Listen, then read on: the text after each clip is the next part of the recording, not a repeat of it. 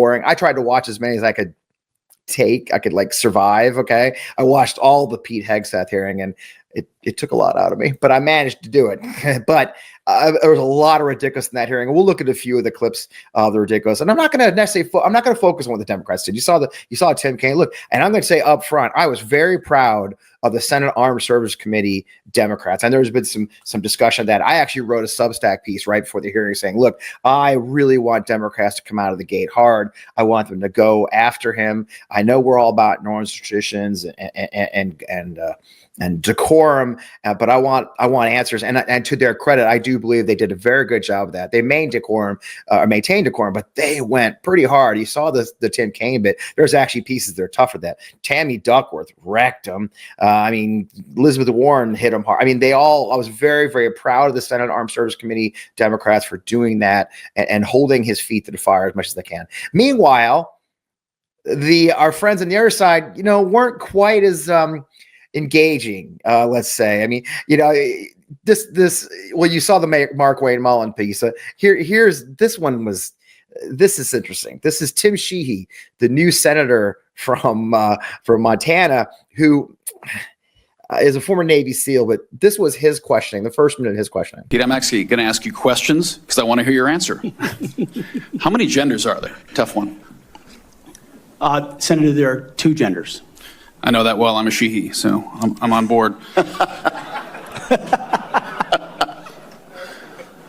What is the diameter of the rifle round fired out of an M4A1 rifle? That's a 5.56. How many push-ups can you do? I did 5 sets of 47 this morning. What do you think are most important strategic bases in the Pacific? In the Pacific, Guam is pretty strategically significant. How many rounds of 5.56 can you fit into the magazine of an M4 rifle? Depends on the magazine, but standard issue is 30, Senator. Okay. All 4 of the questions. First of all, you know how many times Tim Sheehy's used that I'm a Sheehy bit. He's probably been using that. It's his number 1 dad joke. Okay. Number 2, why do I care how many push-ups the Secretary of Defense can do? Why do I give a flying shit if he knows the diameter that it's a 5.56 round?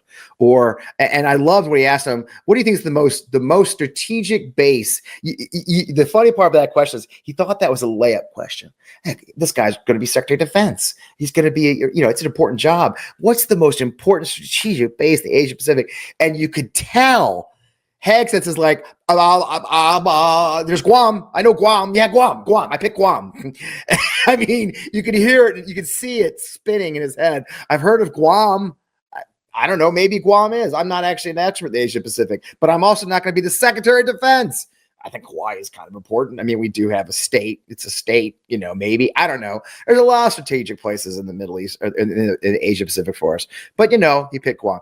Again, I swear to Christ, at times during that whole hearing, I thought that Pete Hegseth was going to try to be a general. It almost felt like a promotion board for a guy who was a major in the United States Army, and that's it. He's trying to make colonel, I guess, if we had promotion boards for officers. They rarely ask questions about being the Secretary of Defense, especially from our friends on the right. And that's before we talk about Christian nationalism.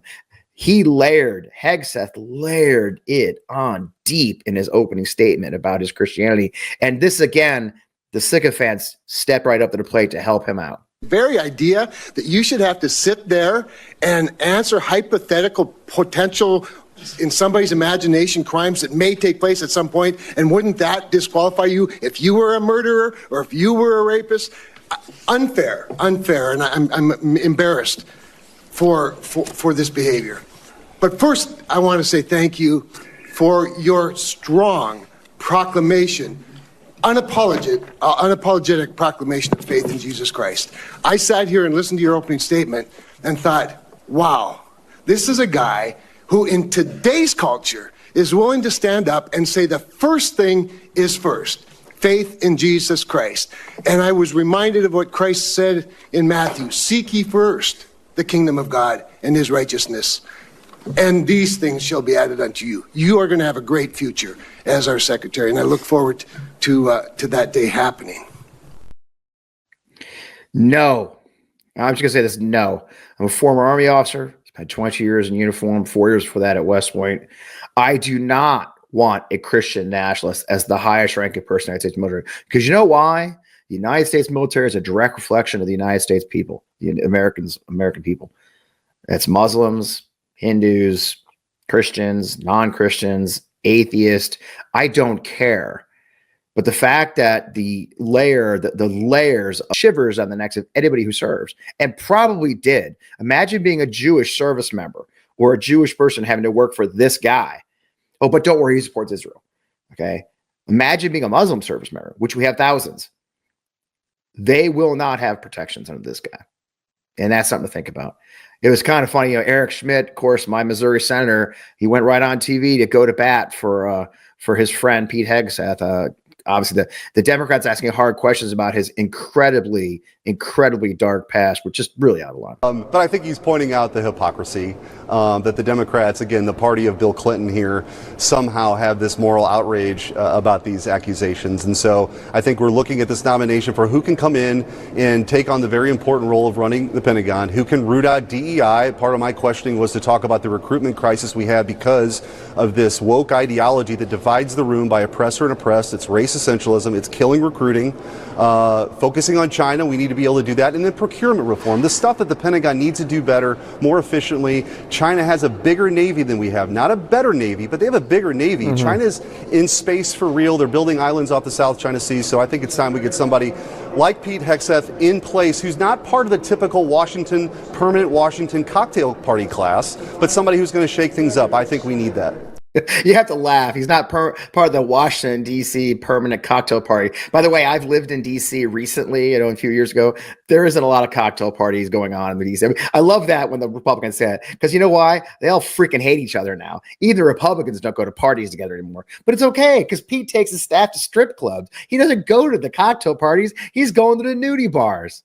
That's his jam. The funniest thing is that the way that Schmidt projected all these things that Hegseth said that he didn't actually say. He barely talked about any of those issues. He never talked about military family members. He never talked about military health care, policies, how we're going to take care of our service members beyond the few things. Called them war fighters is the only term he used. The entire thing was a show of what a manly man he is. But here's the funniest part of Eric Schmidt, because he railed about DEI. That's his big thing is DEI. The service academies are just turning out liberals because, obviously West Point's famously liberal, but I don't know if you guys caught this, but during Eric Schmidt's presentation, of course, he had to have a big poster. And if you saw what the poster that Eric Schmidt threw up during that hearing, well, here it is. Look carefully. I'm going to show it to you one more time. Look at military very carefully. Yeah, they spelled military wrong. I mean, you can't spell DEI without the I, and you can't spell military without that second I. And what a lot of us were laughing online about is the fact that that sign was produced by someone who did the graphic. It was taken to a print shop where they printed it, and then they brought it to the House and the Senate put that up, and no one noticed the I was missing. Anyway, so Eric Schmidt, I'm not going to necessarily take his opinion on what is proper, what else. If he can, at least he can spell DEI, but he can't. As an inflation reform, she also pledged more policies in New York City subway among our crime-fighting initiatives. Democratic measures the government Maura Haley handled her stance on immigration this week, proposing that at least one member of family staying in emergency shelters be in country legally. The state shelter sample for homeless families has been overwhelmed by surge in immigrants. In New Jersey, Democratic Governor Phil Murphy announced he will join California, Massachusetts, and Washington in stopping the adoption bill through Trump has not announced plans to restrict abortion drugs. Some Democrats are concerned about their possibility. The US House is closely divided, with Republicans holding a 29